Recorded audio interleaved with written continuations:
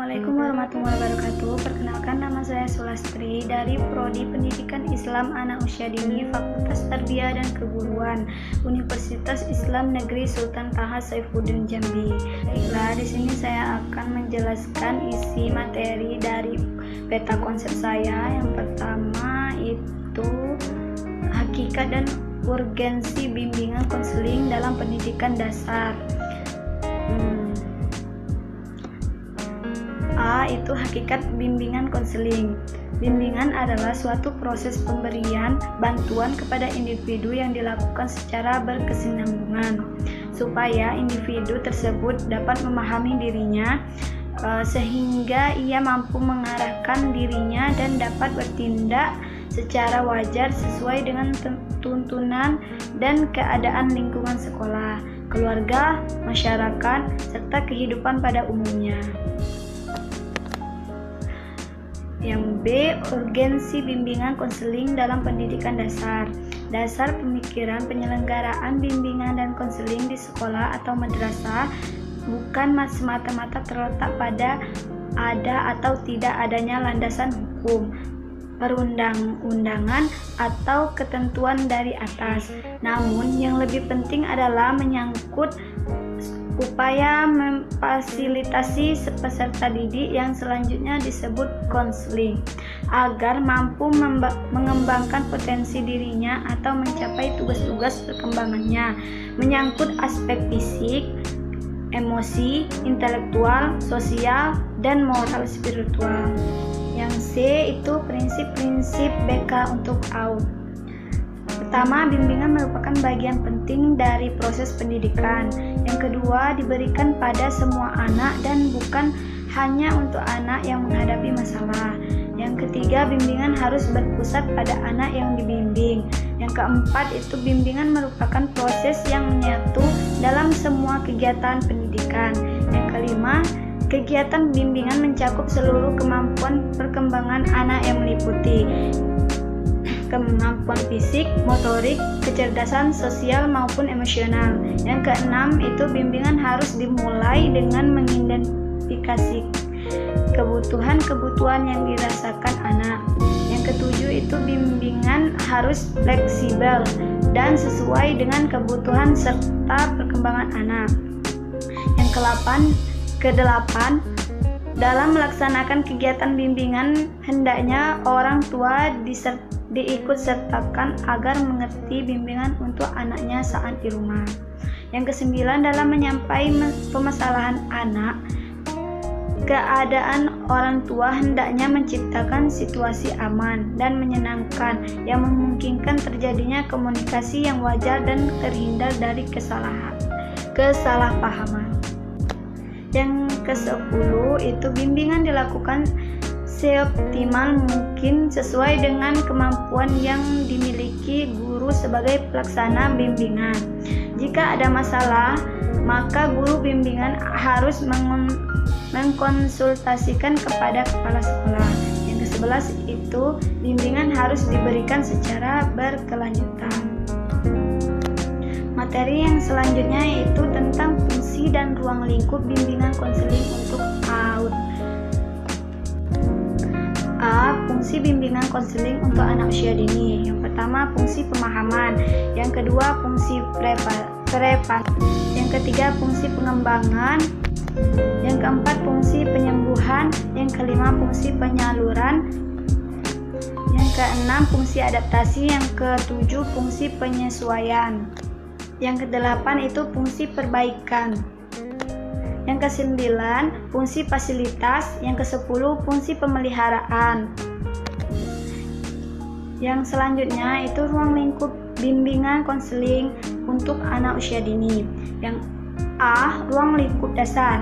Itu ada bimbingan pribadi dan sosial ya, dan ada juga bimbingan karir.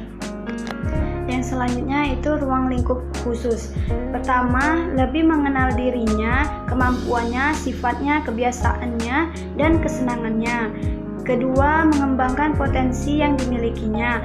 Ketiga, mengatasi kesulitan yang dihadapinya. Keempat, menyiapkan perkembangan mental dan sosial untuk masuk ke lembaga pendidikan selanjutnya. Materi yang selanjutnya itu tentang strategi pendekatan, teknik, dan asas-asas bimbingan konseling. A. Pendekatan strategi bimbingan dan konseling. Pertama, pendekatan krisis. Kedua, pendekatan remedial. Ketiga, pendekatan preventif. Keempat, pendekatan perkembangan. Yang B, asas bimbingan dan konseling. Yang pertama itu asas kerahasiaan. Asas ini menuntut kerahasiaannya segenap data dan keterangan tentang peserta anak.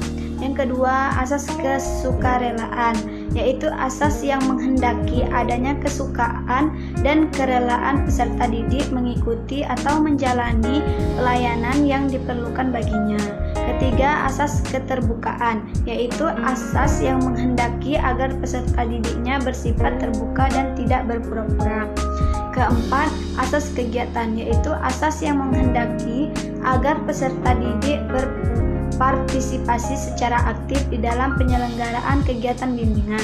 Kelima, asas kekinian, ialah permasalahan peserta didik atau murid dalam kondisi sekarang.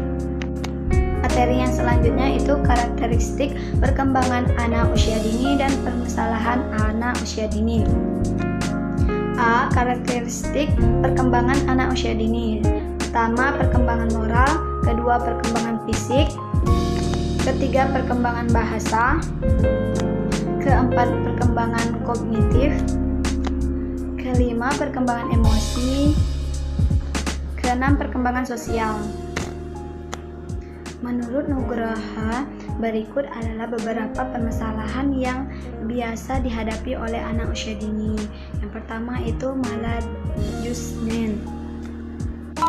Yang kedua, egosentrisme. Materi yang selanjutnya yaitu tentang teknik-teknik dasar pemahaman individu anak usia dini.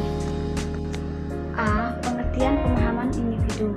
Pemahaman individu adalah merupakan awal dari kegiatan bimbingan dan konseling. Tanpa adanya pemahaman terhadap individu, sangat sulit bagi guru pembimbing untuk memberikan bantuan karena dasarnya bimbingan adalah bantuan dalam rangka pengembangan pribadi. Yang B, pemahaman individu dengan teknik non-tes. Itu ada wawancara, yang kedua observasi, yang ketiga angket, yang keempat sosiometri, yang kelima catatan anekdot, yang keenam inventory, yang ketujuh biografi atau autobiografi, yang kedelapan daftar cek masalah. C. Pemahaman individu dengan teknik tes. Pertama itu tes inteligensi umum. Kedua, tes bakat. Ketiga, tes kepribadian. Keempat, tes hasil belajar. Materi yang selanjutnya yaitu tentang faktor-faktor yang mempengaruhi permasalahan anak usia dini. Pembinaan dan pengembangan pribadi, penanganan kasus anak usia dini. A. Pengertian permasalahan anak. Permasalahan anak adalah suatu yang mengganggu kehidupan anak yang timbul dari ketidaksadaran pada kesadarannya. Pada anak prasekolah perilaku yang dapat dipandang sebagai normal untuk usia tertentu juga sulit dibedakan dari perilaku yang bermasalah. B. Jenis-jenis permasalahan anak taman kanak-kanak. Beberapa permasalahan perilaku anak usia dini dikelompokkan bermain dan penanganannya yaitu agresif, yaitu tingkah laku menyerang baik secara fisik maupun verbal atau melakukan ancaman sebagai pernyataan adanya rasa permusuhan. Yang kedua itu penakut atau fobia, merupakan munculnya rasa takut yang berlebihan akibat suatu trauma atau peristiwa yang berbekas di benaknya. C. hiperaktif, yaitu suatu kondisi yang menunjukkan pada ketidakmampuan untuk mengontrol perilakunya sehingga aktivitasnya melebihi rata-rata anak pada umumnya. Teknik penanganan permasalahan anak usia dini di kelompok bermain.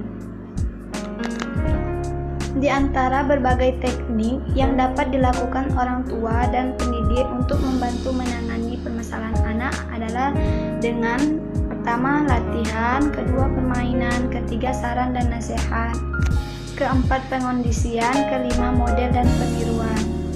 Nah, mungkin cuman itulah yang dapat saya sampaikan, kurang dan lebih saya mohon maaf. Wassalamualaikum warahmatullahi wabarakatuh.